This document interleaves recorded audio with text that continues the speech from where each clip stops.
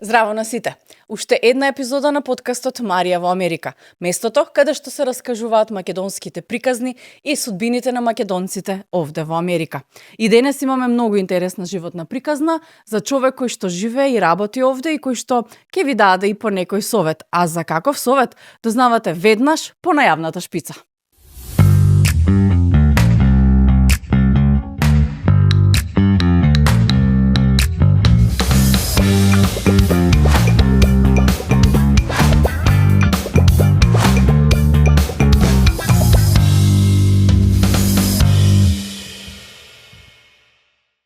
И како што ви најавив, мојот денешен гостин е човек кој што ни доаѓа од Македонија, односно гевгеличанец, моја крвна група, и човек кој што се занимава со адвокатура. Беше адвокат во Македонија, денес е овде адвокат во Америка, а неговото име и презиме е Љупчо Делев. Љупчо, добре дојде.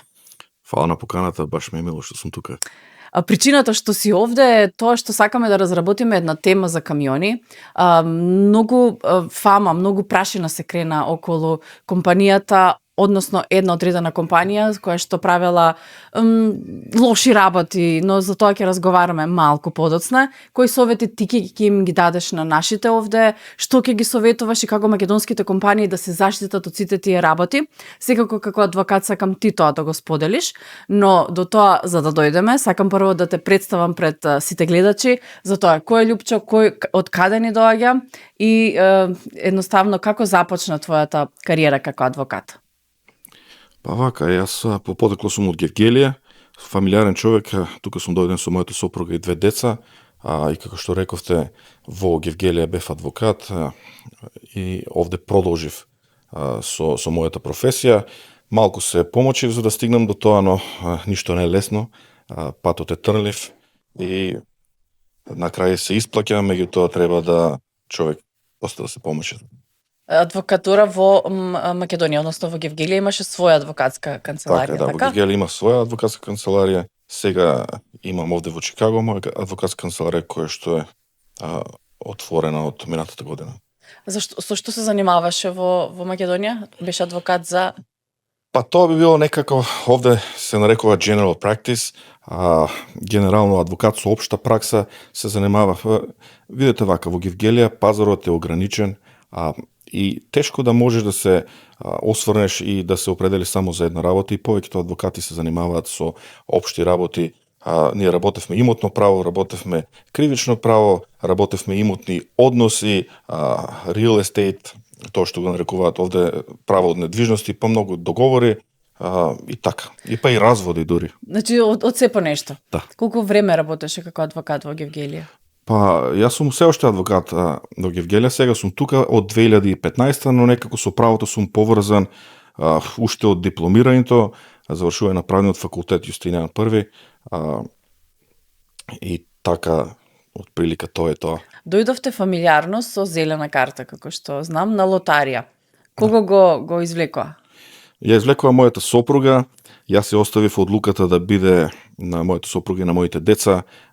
Они беа тие што одлучија дека сака да дојдат во Америка. Одлуката не беше така едноставна, ние дојдовме тука некаде околу месец јуни, крајот на јуни 2019 година и првпат си отидовме за Македонија назад после скоро 6 години. Љупчо, имаш кариера на адвокат во Македонија, ете, градиш, успеваш, се бориш, сакаш да имаш што подобар статус на адвокат и наеднаш се случува, ете, зелена карта, лотарија, добивање, треба да се преселиш. Како што викаш, одлуката не е лесна да се дојде овде. Што беше пресудно за да дојдете овде? Што таму не ви се допаѓаше, па си рековте, ајде, се селиме за Америка, да пробаме среќата таму? Па, не знам како да кажам, ние од секој сме били отворени, луѓе со отворени размислувања, отворени сваќања и малку поширок поглед на светот. Јас тоа не го сватив како некоја толку страшна работа, туку повеќе го сватив како предизвик да се види што тоа Америка го нуди, дали ние можеме да се снајдеме таму, дали претежно тоа прво и основно ќе ни се допадне, како функционира системот, и него сватив тоа така трагично, значи, како што некои кажуваат, кај ќе одете сега во Америка, па после ќе се враќате назад, па човек и да се врати назад, може тука не му се свиѓа, може да е носталгичен, може би секој си е по природа различен. И јас тоа не го свакам така трагично и жалосно. Секој има право да види, да си потврди каде му е местото, каде му се допаѓа и на крај крајва никој не те тера со сила ништо да правиш. Така, кога дојдовте овде во Америка, како ви се виде 2019 година? 2019 година во Америка беше некој чудно, се не беше ново и како секој ново дојденец овде беме фасцинирани од тоа како изгледа Чикаго само по себе како град. Човек дури го научи системот, научи како функционира општеството овде во Америка, треба да помине малку време. Јас мислам по моје скромно мислење дека после неколку години тек човек ќе свати, ќе разбере суштината на Америка, како функционира правниот систем, не само правниот, општествениот систем, општеството во генерално како поим, и тек тогаш ќе може да каже да, јас тука можам да се вклопам или не можам да се вклопам, па ќе од мене подобро ми беше во Македонија или подобро ми е овде. Сега, кога веќе си толку години тука, од 2019, еве, скоро 7 години да речеме, како ти се гледа Америка? Ја научи убаво, во ред ти е? Па можам да кажам дека има пристојни познавања сега од самиот систем, како функционира Америка, како функционира правниот систем, како функционира генерално општествениот систем. Јас тука можам да се пронедам, ми се допаѓа и затоа сум се уште тука. Доколку не ми се допаднеше или мисле дека не можам да се снајдам, не можам да просперирам или па ме фатеше некоја носталгија, секако во согласност со фамилијата, ние би се вратиле назад во Македонија. Значи тоа, пак ќе речем, не е ништо трагично, нити па нешто страшно. Како сопругата и децата се навикнаа овде? Како нив им беше таа транзиција? Па мислам дека за децата е најтешко, затоа што тие се најмали, но најкраткотрајно трае таа тешкотија. Они се најприлагодливи, посебно после неколку месеца започнаа со школа, со училиште, беа релативно мали, сега се навлезени во системот, во институциите и сега, еве кога некогаш разговараме дали би сакале да се вратат назад во Македонија таму да продолжат, сега за сега одговорот е не. Меѓутоа системот си го прави своето, времето си го прави своето, сега они се преноѓаат тука, како американци. Така. Како се станува адвокат во Америка? Кога имаш веќе искуство во Македонија, како Лупчо стана адвокат? Која беше твојата патека? Видете, нема shortcuts.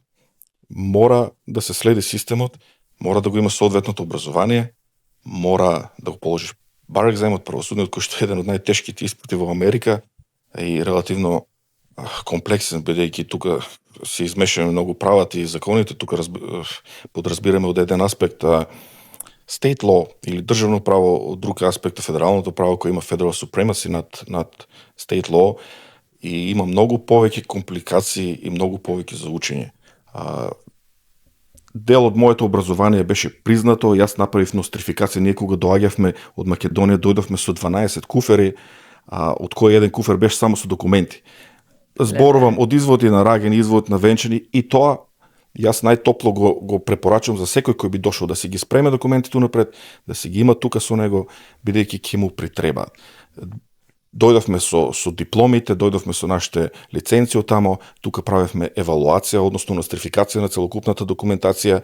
Јас дипломирав Business Law на International School of Law меѓувремено и сите тие документи аплицирав за правосуден, ми дозволи да положив правосуден и решив да се отворам моја сопствена пракса овде во Америка, која се вика Delta Law LLC.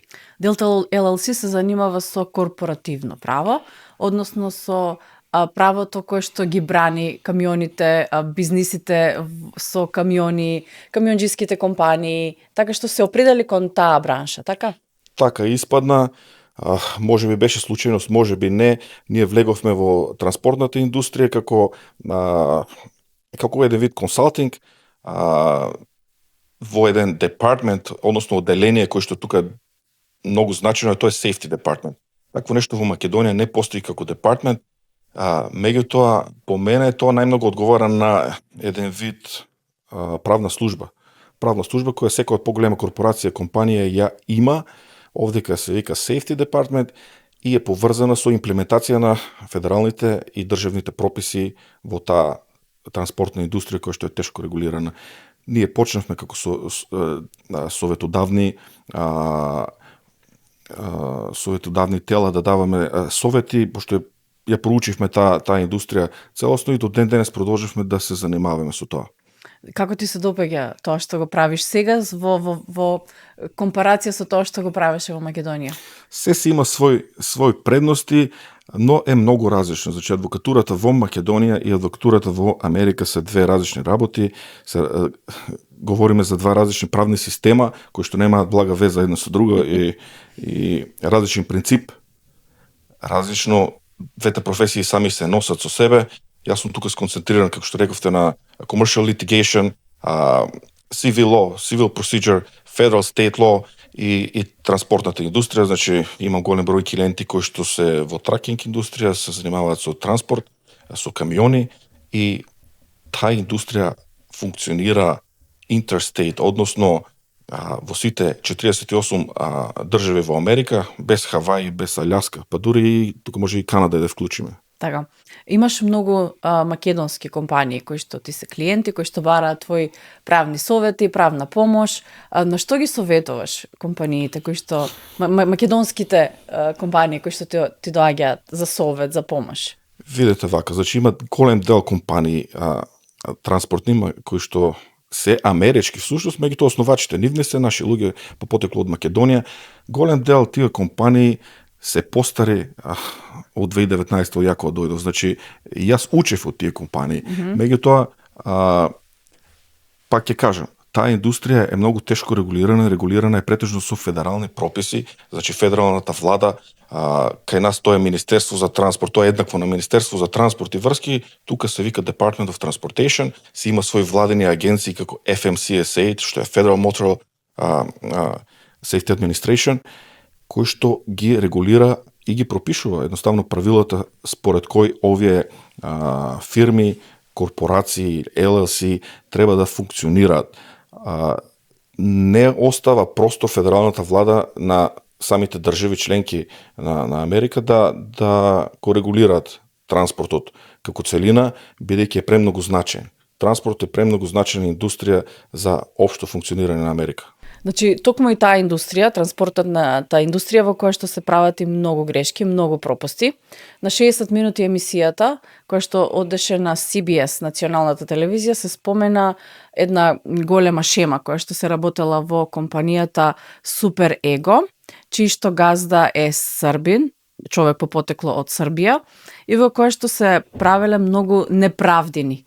Односно се собрале, како што се вика, повеќе од 800 шофери, возачи на камиони, кои што ја тужат самата компанија и за неправдите кои што таа им ги донела. Се зборува за измами платежни, значи биле крадени на турите кои што ги возеле, им биле платени помалку пари. Работење во минус, нон-стоп возеле по илјадници милји и тие пари никогаш не ги виделе, значи не биле платени ни за тоа што го правеле. Потоа вика се јавувале и звонеле да го поправат логбукот, односно саатите кои што треба да ги возат, тие што се дозволени, им ги крателе саатите за одмор и тоа го правеле сето. Значи, правеле ни за неправди, ни за нерегуларности и тоа изгледало многу лошо во очите на тие федералните агенции. Друго, се соочувале со многу измами, со многу бришење на тие вин броеви на камиони и истиот вин на камион ставен од 1 на 50, да речеме. И никој нема точна бројка колку камиони има Супер Его. Друго, се правеле разни малверзации со пари, со плаќање, исто како што мислам дека е голем проблем камелеонот на тактика. Значи, фирма Камелеон која што сега се вика Супер Его, после менуваат во така натаму во друго име, трето име, четврто име. Кажи ми за таа приказна, кажи ми за тоа што се случува конкретно од твој аспект како правник, како адвокат. Видете вака, значи, добро прашање, можете интересна тема и актуелна тема, деновиве се зборува за Супер Его и некаква федерална истрага која веќе неколку месеци е во тек во однос на фирмата Супер Его, која што е представена некаде како холдинг компанија со илјадници камиони. Јас немам конкретно информација, не би сакал да шпекулирам што е и како е, меѓутоа по што се чита по вестници, по Facebook што испаѓа, и излегуваат пријави за многобројни неправилности. Тоа што го спомнавте вие, тоа се низа неправилности кои што би оставил јас истражните органи да си го утврдат дали е тоа вистина, дали тоа не е вистина, што и како е оправдано, што и како не е оправдано, дали се базирало врз основа на некакви договори, mutual consent, меѓузаемно согласност, ќе ви објасним што и како е. И дали сето тоа е исправно или не. Доколку не е исправно, доколку се потврдат сите тие нејасноти или дел од нив, согласно федералните и државните прописи, си има соодветни санкции кои што се движат од парични казни, од забрани, од суспензии, revocation, одземање на авторитетот фактички за работа, суспензии, па дури и за кривични санкции кои што се misdemeanors и felony, значи и самата фирма како ентитет, како субјект може кривично да одговара. Не ga знам каков ќе биде исходот во моментот, меѓутоа за дел од овие работи сум слушнал, за дел не. Знам дека Суперего како холдинг компанија е многу голема компанија, постои релативно долго време тука, базиран во Илиноис, мислам дека седиштето е во Чикаго. Кој е основач, како се поврзани тие помеѓу себе, камелеон компании или не знам што, тоа не би можел да кажам, меѓутоа за мене основач е оној кој што се води во јавните книги. Знаеме дека системот на кој што се основаат фирми во Америка е релативно близу како и во Македонија во централниот регистар. Основачи може да бидат како физички лица, така може да бидат и компании. Компании од стилот на корпорации или limited liability company кои што кај нас одговараат на друштва со ограничена одговорност или акционерско друштво. Кога збориме за корпорација, прилично размислувам, ме влече на кај корпорации, на кај акционерски друштва. Кога збориме за LLC, тогаш тие се многу близко до друштва со ограничени одговорности. Може секој од нив да биде основач на друга компанија, друга на трета на четврта. Затоа еден период во Македонија задолжително беше воведено да се пополнат документации или апликации за вистински собственик на компанијата, за да може да знаат самите истражни органи и државните органи кој е всушност вистинскиот собственик на таа компанија. Од неодамна тоа е присутно и во Америка. Тоа се вика Boyer Report. BOI Report. Репорт за односно извештај за вистински собственици. И сите тие фирми кои што се основаат, па и новите, треба, мислам дека се пополнува онлайн и се испраќа на Secretary of State, и тој репорт всушност треба да утврди кој е вистинскиот собственик на било која компанија. Така да истражните органи си имат свој начин на истрага, мислам дека сето тоа како му дошол почеток, ќе му дојде и крај. Фирмата е основана 2019 година. Бумот на тоа како експанзира самата компанија се случува после короната. Значи зголемување на камиони, зголемување на возачи, се поголем профит за самата компанија, но се случуваат и многу незгоди. Минатата година се пријавени голем број на незгоди, зборувам за незгоди со камиони, удрени, големи проблеми на патот со жртви.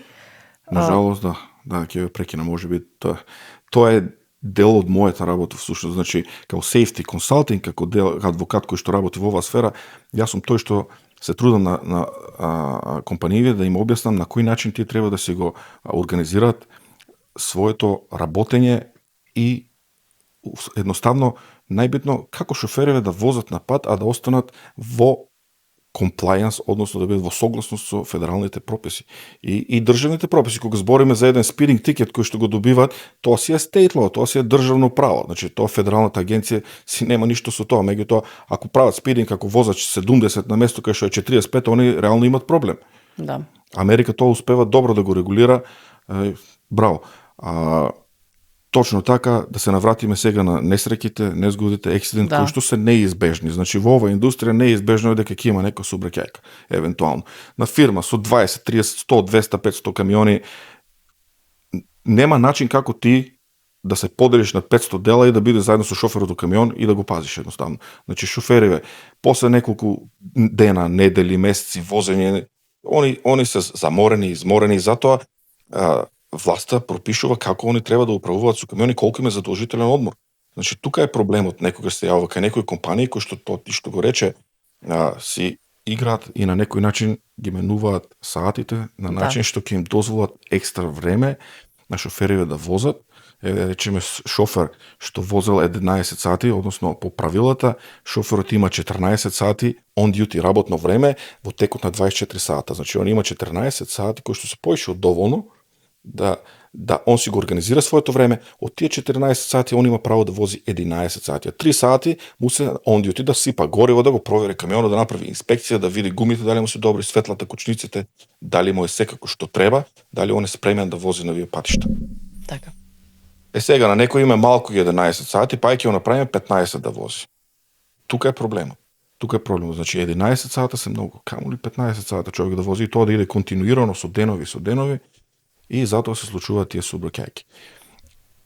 Да бидеме чисти, значи не сите компании го прават тоа. Значи има секакви компании, има бројот на компании се брои со илјадници овдека во Америка и токму е тоа што иницира такви истраги од страна на федералната влада во однос на компаниите.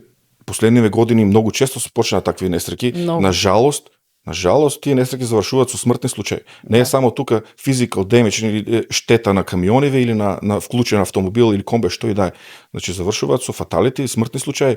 Тука се имплицира проблеми со осигурувањето, кои што треба да исплатат енормни штети, се имплицираат проблеми со брокерите, кои што не сакат после да им дават тури на фирмите, пошто им изгледаат неозбилни. Имаш проблеми со шофериве после. Со товарот. Да, со товарот. И тоа се си оди едно по друго. Да. Значи секој проблем си носи после други проблеми. Затоа сме тука ние да им окажеме на фирмиве како да ги избегнат сите тие проблеми, се додека се они во комплајанс, односно се во согласност со прописите, со законодавецот, со тоа што правилникот го кажува, они немат проблем. Значи тоа не е нивна вина, се случува, сообраќајка се случува. Меѓутоа затоа ти си должен да имаш осигурување, шоферите да ти бидат правилно избрани, да те бидат суспендирани, да немат некои проблеми, не дај Боже. Јас сум гледал свашта, меѓутоа, доколку си ти исправен папиролошки, процесно, со постапката, тогаш компанијата ти е заштитена, релативно ти е заштитена. И нема проблем, што и да се случи нормално. Секако има проблем. Проблемот може да биде и правен, може да биде психофизички, значи газдиве се нон-стоп под стрес. Да. Значи тие нема спиење, тој бизнис е 24/7, не знаеш кој ќе ти звони, кој ќе те разбуди, што се случува во текот на ноќта. Пак ќе кажам, тие камиони возат релативно по 700-750 мили на ден. Значи тука е разликата помеѓу Европа и помеѓу Америка. Во Америка се вози непрестано, нема граници, нема папирологија, значи шофериве влагат у камион и возат 8 сата без престан. После прават 30 минути пауза и продолжуваат уште 3 сата колку имат време. Значи во Европа возиш 2 сата, 3 имаш граница, имаш контрол, custom border patrol, ќе застанеш. Мислам дека и пократок им е работниот ден на шоферите во Европа, тука е таа разлика. Лјупчо, тоа со менување на сатите за спиење, како е, зошто Америка тоа некако значи не го дозволува, тоа е забрането, но имаш логбуци кај што тоа се менува и каде што тоа не се менува. Зошто тие работи некако на Америка и одат низ прсти вака како песок и се поминуваат. Видите, тие некои сиви зони. Точно, го разбирам, прашањето е на место. Америка е многу голема земја, многу голема фреквенција, многу луѓе, многу транспортни компании, многу камиони по патиштата кога возиш, ред по ред се камиони.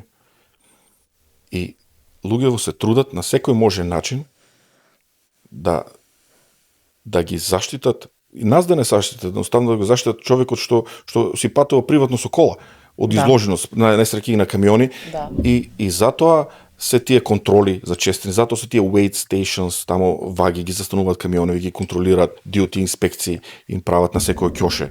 Точно. И во последно време повторно ќе кажам за честите тие несреќи, евидентни се, има многу фаталити, смртни случаи, има многу зачестени контроли. Проблемот со логбуците е што да објасниме за гледачите чисто што значи тоа логбук. Тоа е ELD, Electronic Logging Device. На тој начин шоферите возат. Исто како во Европа што возат на тахографски карти, беа едно време тахографи и го бележеа возењето на шофериве, тука сега се е тоа електронски. до 2019-2020 година беа paper logs. Они на папир пишуваа. На папир, да. Да, кога тргнале, кога застанале, кај возеле. Сега можете да замислите што е тоа на папир напишано и дали тоа се слаже со реалното возење на некој шофер. Да.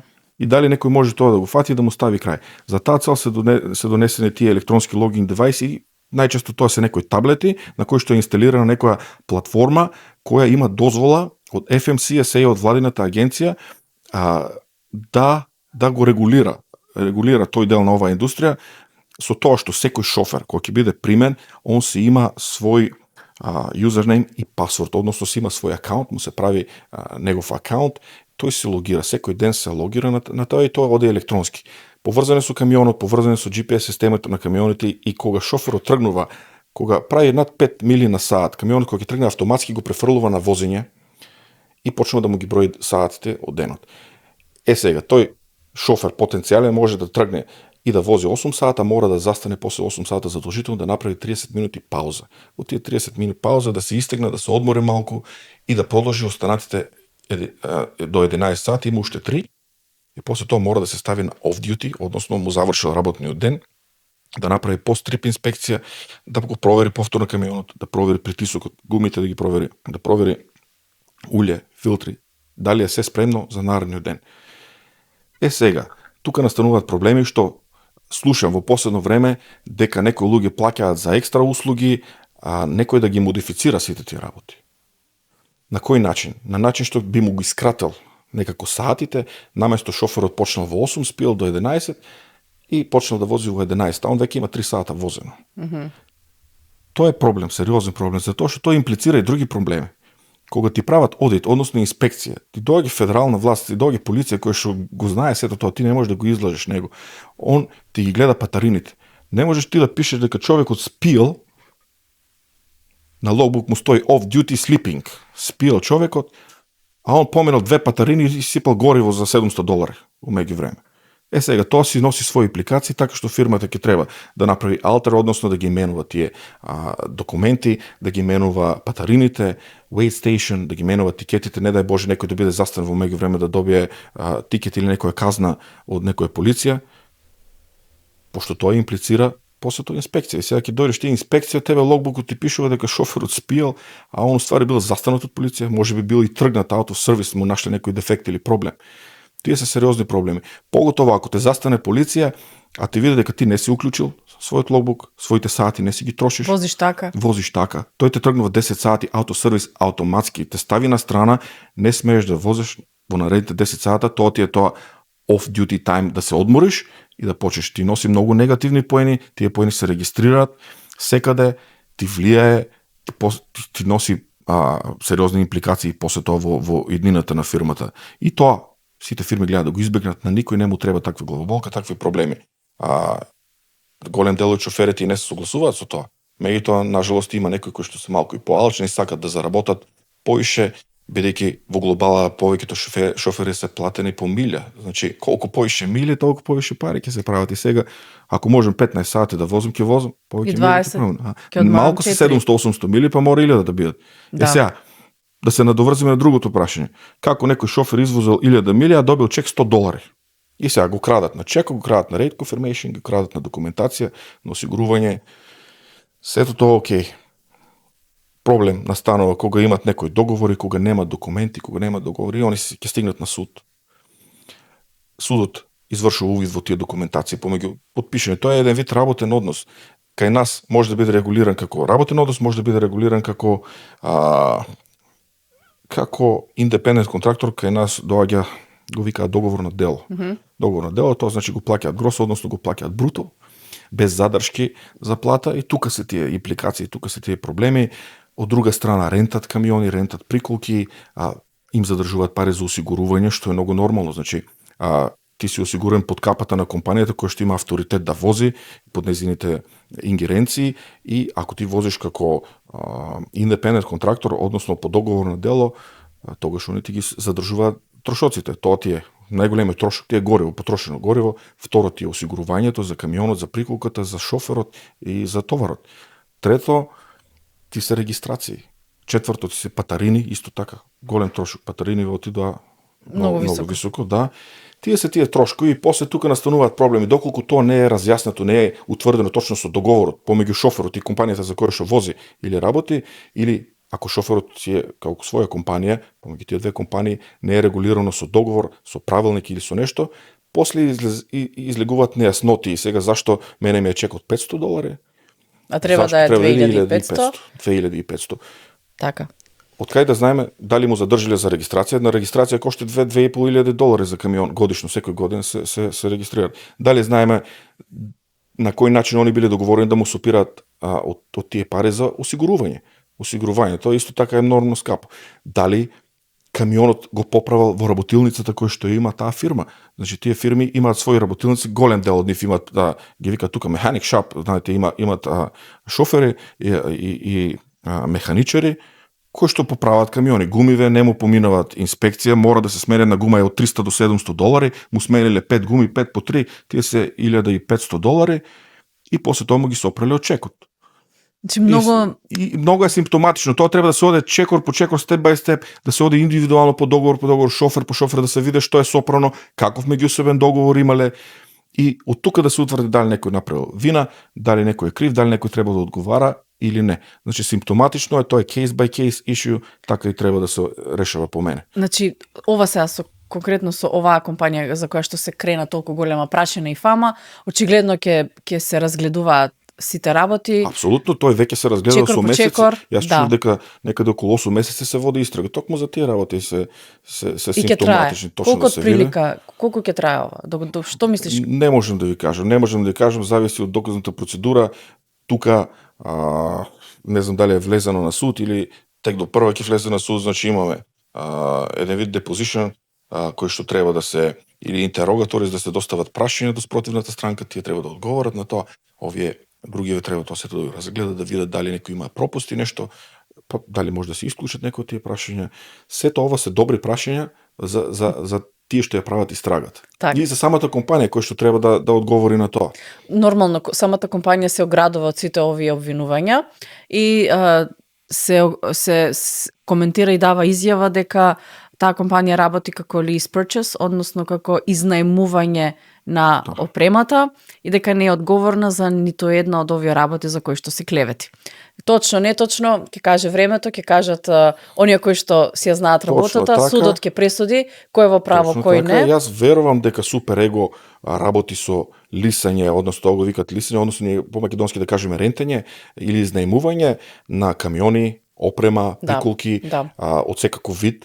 Пошто тоа го гледаме во таа индустрија, значи многу често мораме да напоменеме дека има луѓе тука кои што не може да си дозволат да купат нов камион кој што може да биде $150,000-200,000 и кога ќе го финансира тоа да му дојдат, да му испадне ратата, односно месечниот пејмент многу голем и на некој начин за да останат во бизнис се трудат да дојдат преку рента, преку изнаемување или купување камиони преку Суперего или други компании кои што продаваат камиони и на некој начин им овозможуваат нови луѓе, поединци, дали некои помали компании 5, 10, 15 камиони, значи јас знам многу компании кои што имат и трейлери, односно приколки рентано изнаемување од Суперего.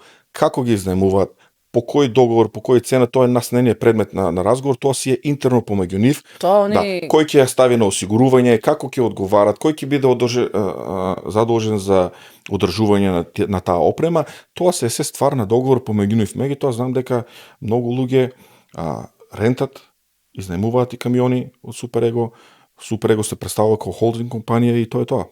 Лично се споменува дека кога веќе во оваа работа има уште неколку други работи, а тоа е дека уште две компании со чии што газди се српски државјани отвориле овде фирми транспортна компанија и се носени, донесени, увезени пари од Србија на високи функционери.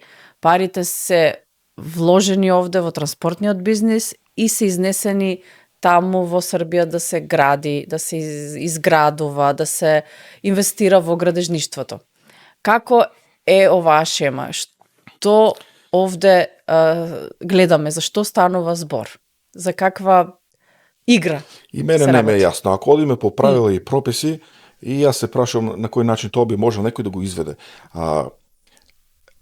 Не е нелегитимно, односно односно дозволено е странски инвеститор, странска фирма, странски трговец поединец или физичко лице да основа фирма во Америка.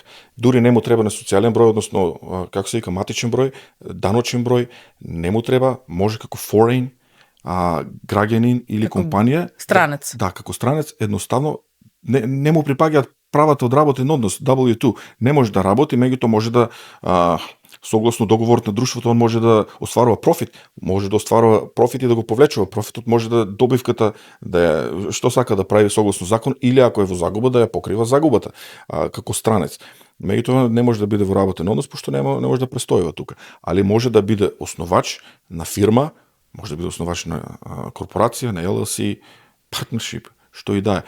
И може да внесе пари, да вложи, како удел, да ги вложи, да уплати на сметка за овдека да отвори бизнис, да купи камионе, да инвестира. Јас имам клиенти од Гевгелија, имам клиенти од Македонија што сакаат да отворат компанија, има клиенти од Скопје кои што сакаат да отворат компанија, веќе отворивме тука компанија. Кои што инвестираат во Америка, инвестираат во транспортниот бизнис, за делови, за камионски делови, фирми кои што сакаат да купат камиони, да почнат со тој бизнис, па од овде ќе најдат партнери кои што партнери ќе направат partnership agreement, врз основа на тој агримент ќе се најде кој ќе биде управител или CEO кој ќе управува фермата. Се е тоа во согласно со закон, чекор по чекор, во соработка со сметководители кои што знаат како тоа да се направи да биде да биде законски, да биде тоа законски. А начинот на кој што они после тоа изнесуваат пари, изнесуваат капитал, мене не ме е јасно. Значи, голем дел од компаниите јавна тајна е дека имаат консалтинг компании надвор од Македонија.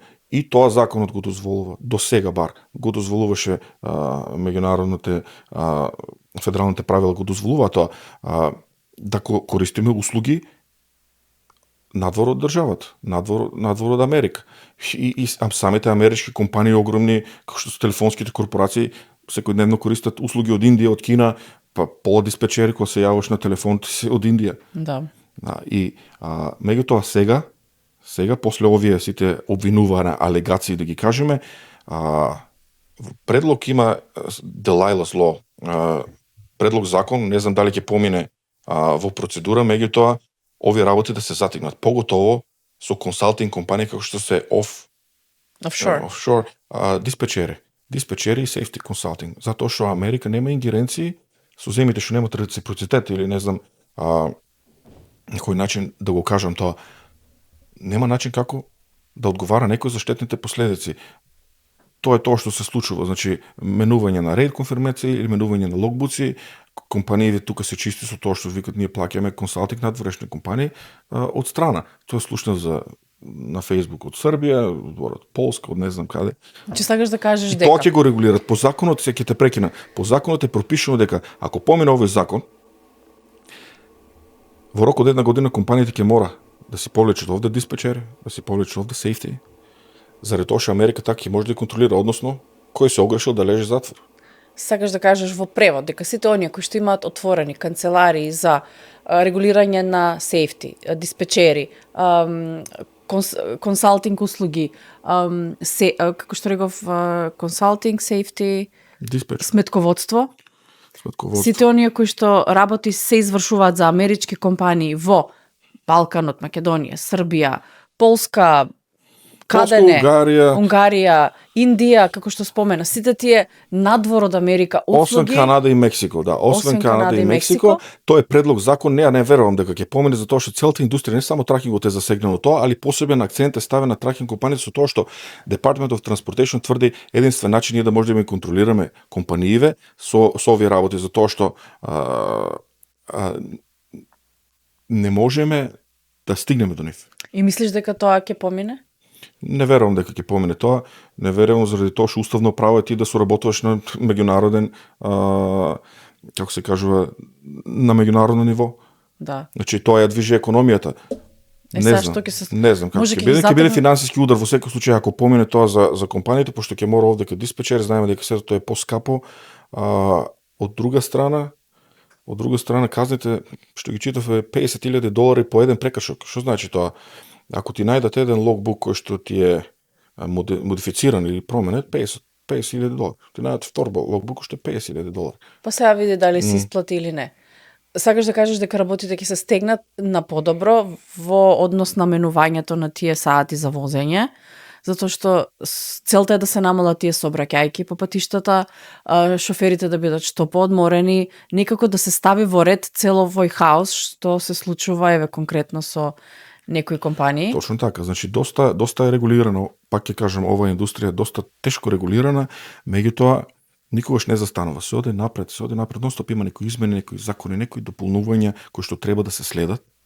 И тоа е тоа што ние го работиме, тоа го следиме секој ден и се трудиме на тоа да им укажеме на компаниите. Компаниите цело време се прилагодуваат на некои правила и некои прописи. Се нешто ново. Да, има многу нови работи. Почнувајќи од вработување на шофер, какви импликации сум гледал, значи wage claim да летат после се извинам, да се пријавуваат компании по Illinois Department of Labor, права кои што не им припаѓаат на шоферите од една страна, од друга страна компаниите тоа не си го регулирале со договор и со документација соодветна и после се изложуваат на колективни class action lawsuits и сите тие работи, а не се они ни криви, туку едноставно не го познаваат правото. А во Америка правило ignorantia juris nocet, значи непознавањето на правото ти штети. И тоа е основно правило, значи самиот департмент, safety департмент не може да ти каже, извинете, јас ова не го знаев. Не, ти као safety департмент си се нафатил тоа да го работиш и ти по законите во Америка ти наложил тоа да го знаеш. Ако не го знаеш, ќе го научиш или нема да го работиш тоа. Точно. Колку македонските компании транспортни се засегнати од цела оваа ситуација што се случува?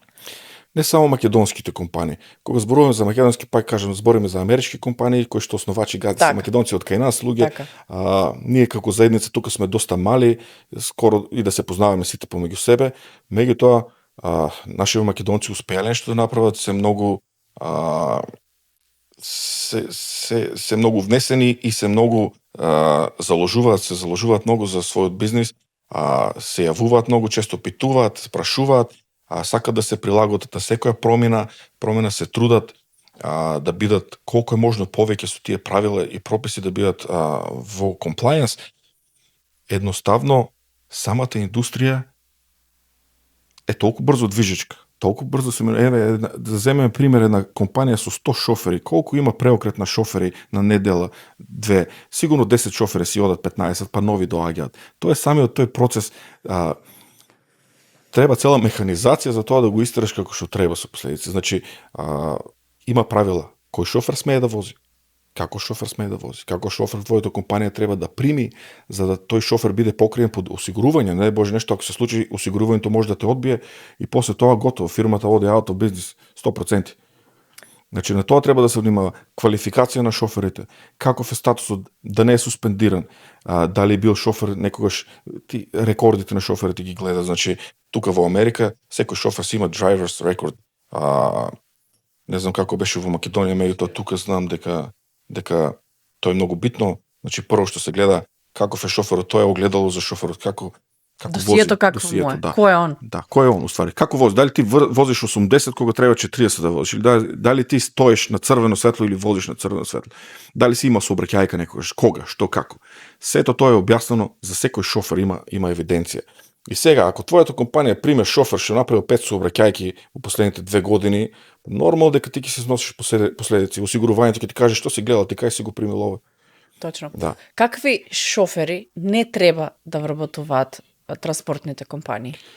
Еден совет, сите оние кои Генерално, секоја компанија сака да има што е можно подобар шофер. Кога зборуваме за подобри шофери, не зборуваме дали е шоферот многу убав или не, туку дали е он доволно стручен, дали има доволно искуство, дали знае да се снајде во секакви ситуации. Америка може да те најдат, ако тргнеш од Флорида, да стигнеш до Чикаго, доле на Флорида има сонце, горе може да има снег. Значи, дали тој шофер знае да стави ланци, дали знае да се снајде во такви ситуации, дали знае во планински услови да вози, дали знае да вози во влажни услови. Сето тоа се гледа од неговата шоферска историја и неговото досие. Останува на компаниите да си направат своја полиса, на кој начин они би работеле. Друго големо прашање, дали компанијата ќе прима шофери кои што се under influence? Под влијание? Под влијание, значи, дали некогаш биле осудувани, дали против нив се водела постапка за driving under influence, дали се водат во clearing house од база на податоци дека некогаш биле тестирани позитивни на дрога, дали завршиле програма return to duty, дали може да се вратат, дали се eligible за да возат на пат, дали треба да прават follow-up тестови, пошто секој шофер е изложен на дрога тестови во Америка. Да. Кој што треба да ги помине пред да тргне на пат. Резултати задолжително да бидат негативни и шоферот после може да вози. Тоа но знае да се случи да го извлечат рендом, значи да го извлечат од нигде никаде и да се појави на тој тест кој што е за дрога. Да. Значи мора да оди. Значи имаш таймфрейм, временска рамка кога шоферот мора да го испратиш на random selection или можеш дури и reasonable suspicion. Значи има право тој што го зборам safety department овластен designated employer да му направи reasonable suspicious drug test. Овој се појавило компанијата едва ја оди, а ти вози камион 80.000 паунти пон со метални цевки. Тоа е као атомска бомба на автопатот. И сега овој го праќа на рандом, овој reasonable suspicious drug test. Ако човекот испаде негативен, онда е окей. А тука има други импликации. После дали овој ќе каже ние нарушуваш приватноста, меѓутоа не е тоа така. Значи тебе законодавецот ти рекол дека тоа овластување ти припаѓа и за тоа ти треба да бидеш сертифициран, не бива било кој. И кога шоферот се согласува да работи во овој бизнис, implied consent има дека тој се согласува на сите овие услови. Како и да, има компании кои што не примат уопште шофери, нивната компанијска политика не дозволува да примат шофери кои што некош биле тестирани позитивно на дрога или кои што се на таа substance abuse program. Некои компании го дозволуваат тоа. Јас сум имал прилика да видам многу добри шофери кои некоиш испаднале позитивни на марихуана, некоиш испаднале позитивни на кокаин. Некогаш... Значи има се. Има се. Не значи дека некој шофер што никогаш не е бил на САП програма ќе биде многу добар. Некој едноставно може да има лош ден, некој едноставно може не сакајќи да се најде во некоја ситуација да биде изложен на сообраќајка и тоа е тоа. Тракинг компаниите, на жалост, сите ги гледаат како виновни. Кога ќе се случи некоја сообраќајка, овој вози камион, овој сигурно не е спијан 3 дена, сигурно не крив. А од какви шофери да бегаат транспортните компании? Твој совет. Какви што е red light што го викаат на црвено светло? Red light и тоа се покажува во пракса со шофери што менат многу често компании. Шофери што менат компании секој 3 дена или секој 3 недели или 3 месеци. И 3 месеци многу компании не ги сакаат. Значи добар шофер компанијата се труди по секоја цена да го задржи или ќе го плати поише, ќе му дава подобри тури, ќе му обезбедува поише работа, ќе му даде подобар камион, подобра опрема, по-нови камиони. И така се задржуваат. Подобри шофери не можеш често да ги најдеш на пазар. Лоши шофери има секаде. Сами се пријавуваат. Знаеш што ми се случи пред некој ден, возам на автопат и цел автопат бел. Значи бел чат низ цел автопат. Како возам, така се исклучувам од автопат, возам на кривина, гледам дека тој цел чат оди некако пред мене. Односно, возеше камион, огромен, како што викаат semi-truck, огромен камион со приколица, кој што беше цел во чат заради гумите. Гумите му беа, што се вика, пред распаѓање, пред да си отидат од камионот, пред да му излезат од камион. Цел камион беше во чат, упорно си вози, ако треба да вози 50, он вози 80, не почитува правила, тоа црвено, он врти силно.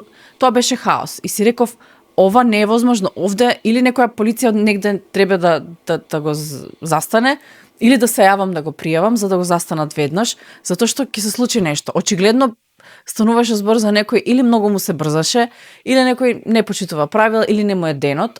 Како и да е може тоа... Може да не знае, може да не е свесен. Значи, во таа ситуација не е лошо да му укажеш на шоферот, да му свирнеш или нешто да му кажеш да знае, бидејќи голем дел од камионот му е во blind spot, има 52 фита приколица. Се беше бело позади него.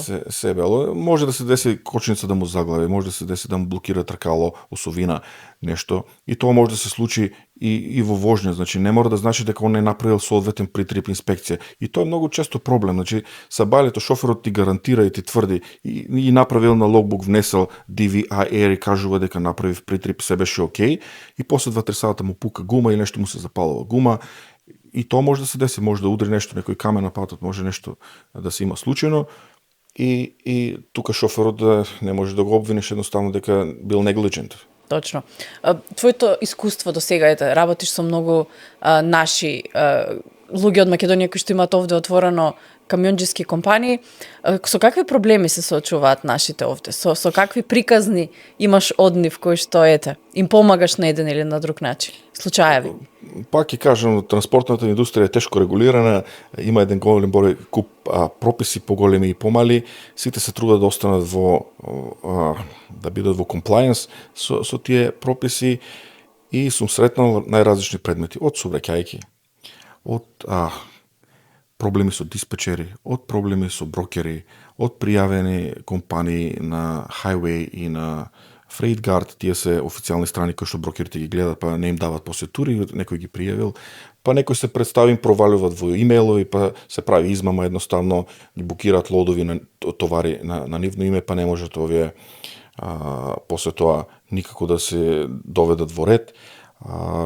Проблеми со осигурувањето, откажување на осигурувањето, не може да се плати осигурувањето, преголеми штети, се натегаат колку штета да се плати, осигурителната компанија не дозволува да се платат толку пари, самата транспортна компанија претрпува повише штета, дава документи, естимети, процени, фактури дека за поправка потрошила $20,000, например, осигурувањето му покрива само $15,000. Не верува или не верува, или таква му е полисата, или имат deductible, односно имат дел кој што треба да се доплати од самата компанија.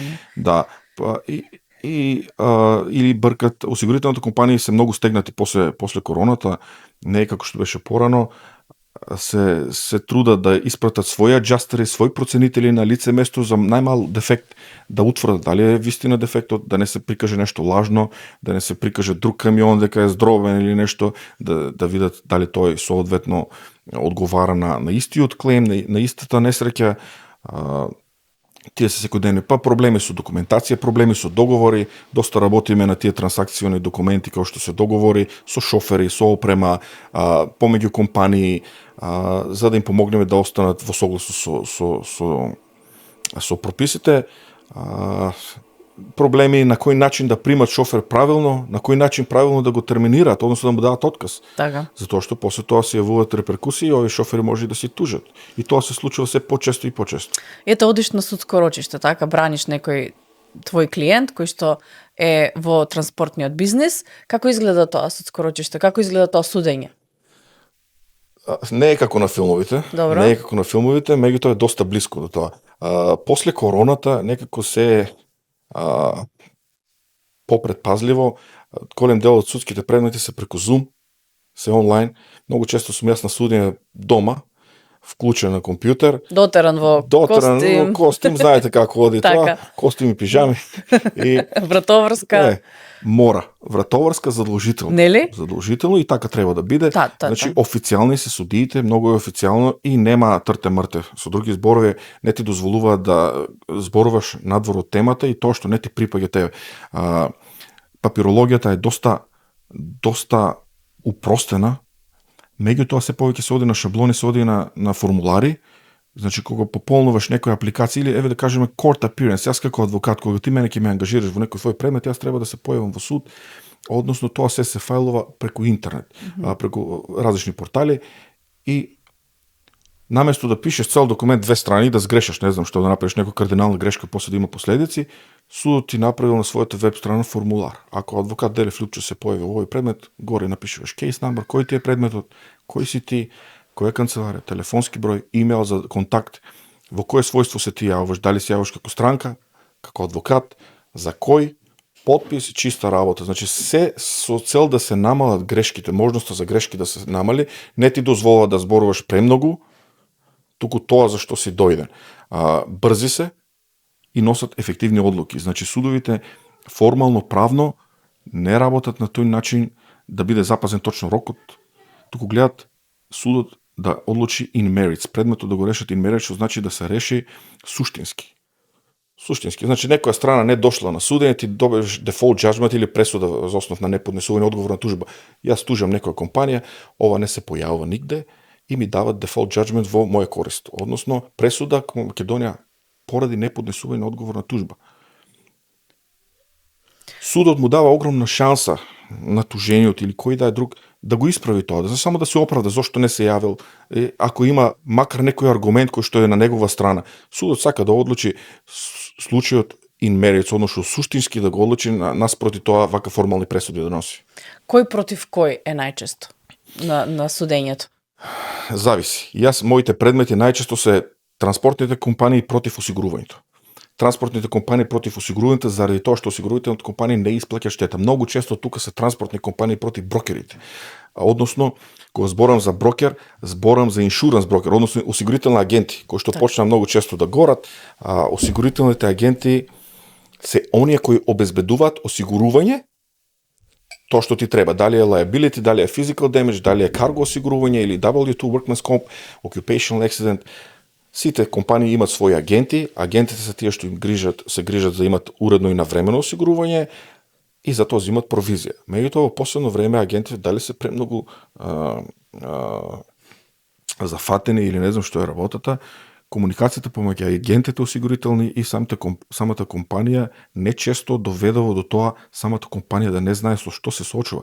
Потпишуваат осигурување во последен момент, бидејќи ако не потпишат осигурување, ќе останат без осигурување, ако останат без осигурување, ќе бидат суспендирани, не смеат да работат. Тоа оди инстантно, оди тоа. Одма. Моментално е тоа. Да. Значи имаш ти до 31 да си го обновиш осигурувањето, ако на 31 не пустиш нов сертификат дека имаш ново осигурување, од 31 децит на први си суспендиран веќе. Точно така, да. Камиониве на сред автопат ќе ти стоат, шоферите ќе ти барат ден губа платење да им плаќаш или в хотели да ги носиш. Така. И тоа е тоа. И сега компанијата е во еден тестнец и мора да го прифати тоа осигурување. Агентот вика тоа единствено поевтино, подобро, не знам што, не знам вака, и после тоа испаѓаат импликации, проблеми. И последици, и сега тука ги внесуваат и осигурителните агенти, ги внесуваат како вмешувачи во самите судски постапки, и тоа е почесто и почесто. Значи, фидуцијарни обврски имат осигурителните агенти на база на agency partnership relationship, значи они одговараат за тоа што не ти го кажале тебе како компанија, не ти го наведеле точно тоа што осигурувањето тебе ти го дава како право, колку имаш deductible, колку ти задржуваат. И тоа се проблеми, и после тоа најчесто во последно време се тракинг компаниите од една страна, од друга страна осигурителните компании, од трета страна ги внесуваат агентите како вмешувачи. Значи ти ги браниш транспортните компании најчесто, Претежно, да. Претежно против овие од осигурување и брокерите, и кој добива? Како оди битката? За сега сме добри. Добри сте? Сега сме добри. Во последно време често ми се јавуваат и шофери. Почнаа шофери да ми се јават, претежно македонци, срби, босанци, бугари, кои што имаат доживено некакви неправди во стилот на ова што го зборевме претходно. Меѓутоа тоа е цела истрага. Значи не можам јас да му кажам да тебе ти краделе пари или не знам што, дај да го видам договор црно на бело, така, што ти пише колку имаш deductions по основ на што. Може не ти сопрале претходните 2 месеца ништо, па сега најднаш ти сопираат пари и ти си возел 1000 километри, ама чекот ти е во минус. Значи сакаш да работиш и со такви луѓе кои што ги бирам тие ситуации да бидат исправни. Ако се исправни, ако барат преку леп погаче, не бива тоа така. Ако има основ? Ако има основ, јас гледам тоа вонсудски се да се спогоди со компанија, да не изложувам никој на дополнителни трошоци, тоа се вика mitigation of the damages и тоа ние по закон сме должни да го направиме.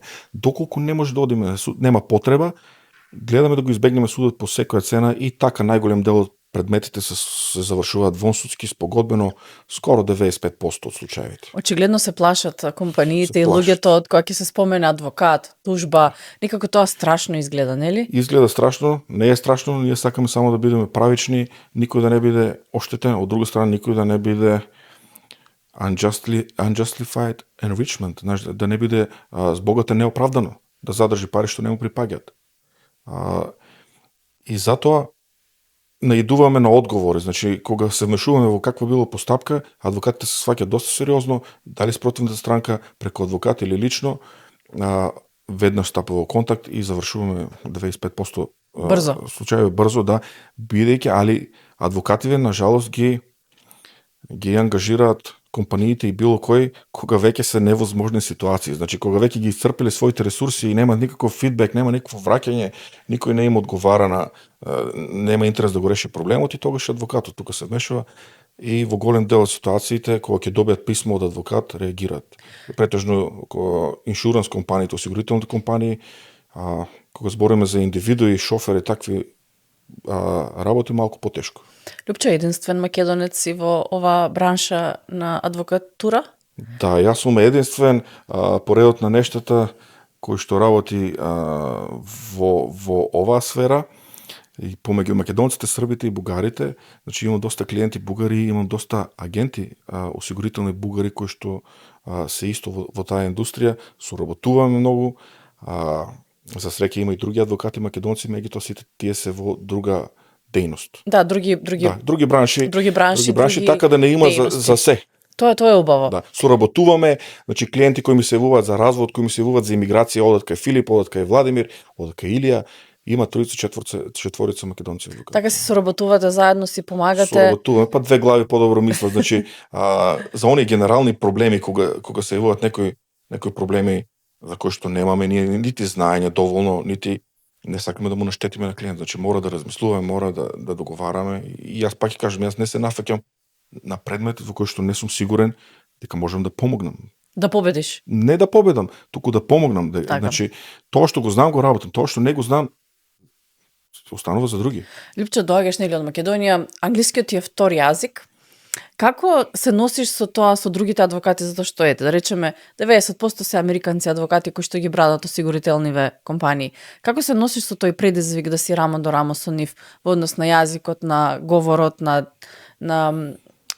зборовите, фондот на зборови, затоа што малку нивото е повисоко. Друг стадиум е тоа. Точно така, значи млади адвокати како што зборат по судовите, јас затоа учам 24/7, затоа имам помагала стручни книги и секојдневно работам на моето изразување, заради тоа што го збориме во судница и тоа што се збори во продавница се две различни работи. Нема исти зборови. Да, нема.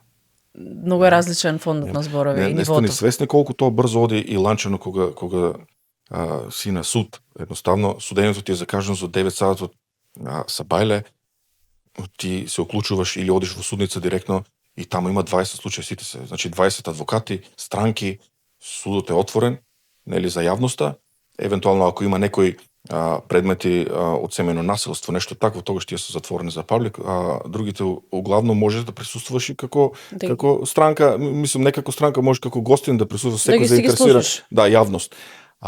Тука сите ги стават на куп и сега немаш простор за импровизација, мора да си спремен. Значи јас вложувам 3 пати повеќе труд за да се припремам од некои американски адвокати за да можам да им парирам на суд. Тоа е тоа. Нив тој ме прв јазик. Точно мајчин јазик, пораснале, студирале со тоа.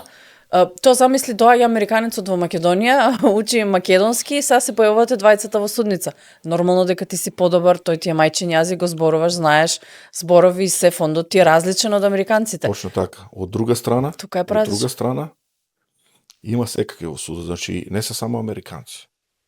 Значи има и луѓе што се од Мексико, има луѓе од сите други држави, има луѓе од Бугарија кои се адвокати.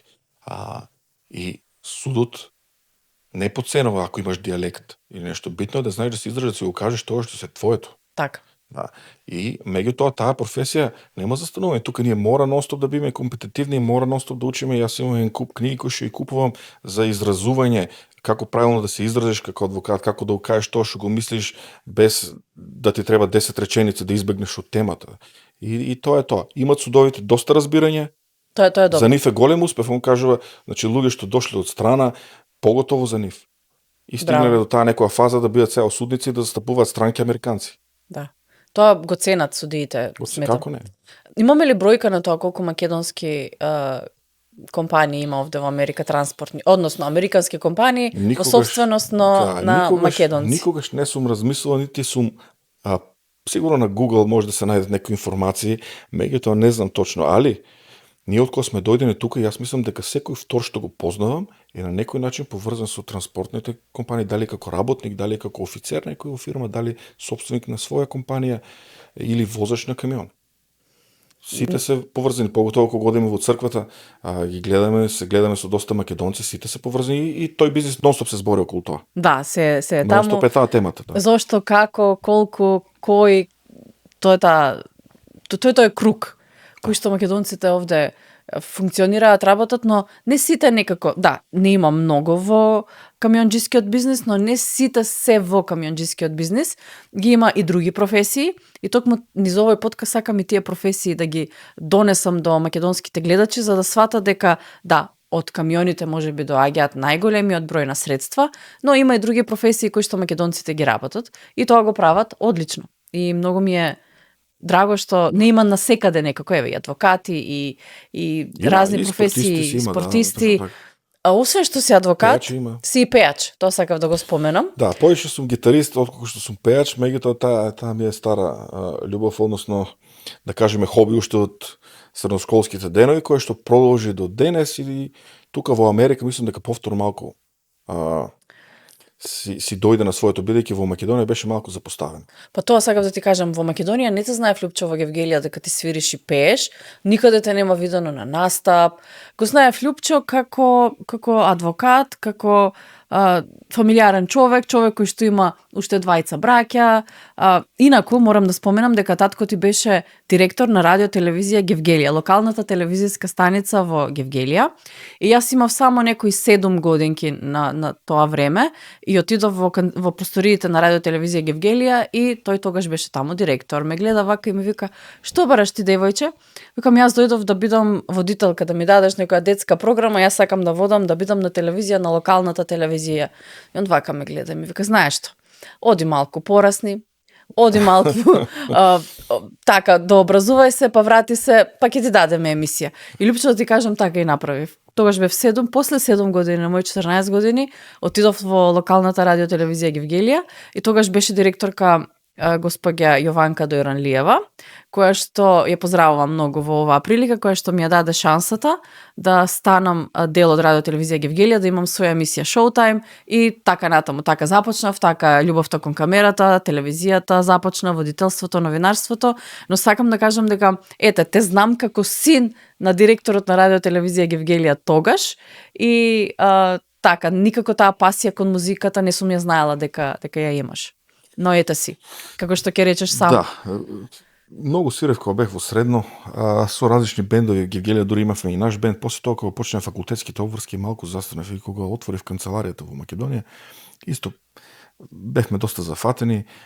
Меѓутоа, кога дојдов овде, успеав некако да се навратам, тоа природно дојде.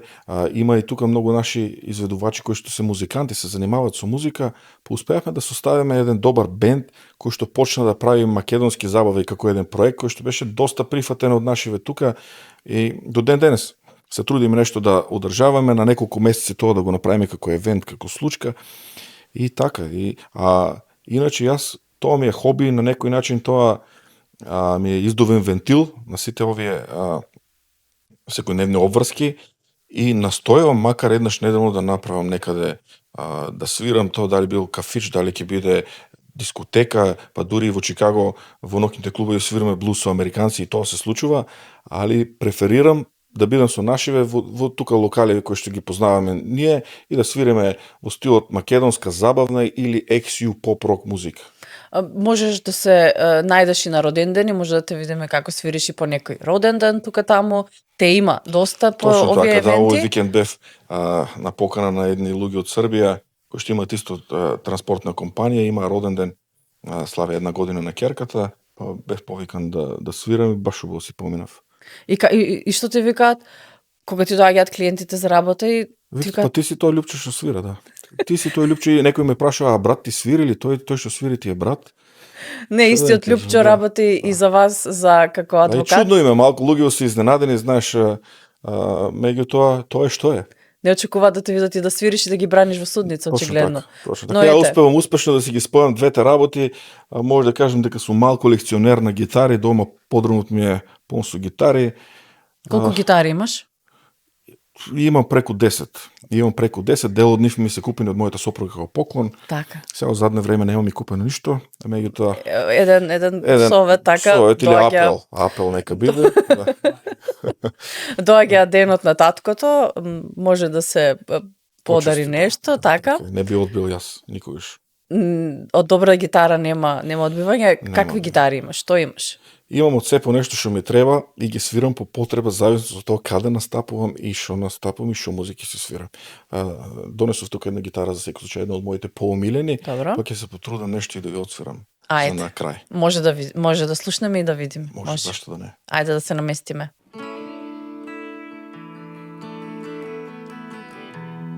Зар веруваш во мене? Јас сум привид што ги нуди сите можни облици. И веќе одамна тоа не сум јас, тоа е некој што ме глуми и ужива во досара. Секој обид да ме љубиш ќе ти се врати како казна, како горка измама. Јас сум човек кој живее во страв и кој се плаши да те допре. Не знам дали остана бар малку љубов во мене или се исчезна во времето. Осамен и уморен трагам очајно по моите $1.000.000. Единствен разлог да продолжам да живеам и нема начин да ме промениш. Се што можеше да ме убиеш, не мисли.